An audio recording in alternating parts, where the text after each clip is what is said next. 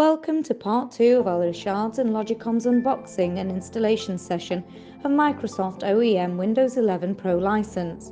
Before installation, please ensure you unbox your device and connect it to the PowerPoint. Have your Microsoft Windows 11 Pro home license ready to install and internet connection to activate your new license. There are two ways to set up your new PC: using media supplied by the partner, such as this pack, using MSI installation software downloaded from the Microsoft portal. Plug in your PC to the power and switch on your PC. Now connect your external drive. Now is the time to unbox your Microsoft Windows 11 Pro OEM pack.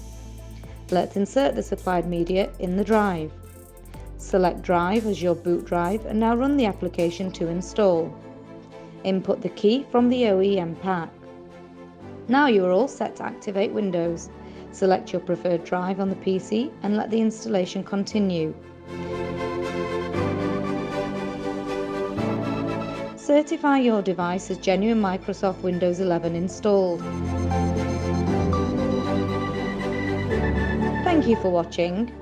We hope you found this video informative and would like to re-stress that you buy your Windows licenses from genuine sources to protect your investments.